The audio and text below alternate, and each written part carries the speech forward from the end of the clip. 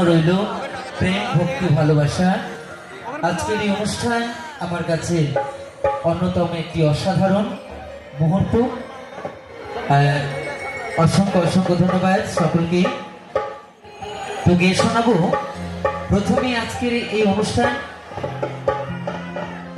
তাই সর্বপ্রথম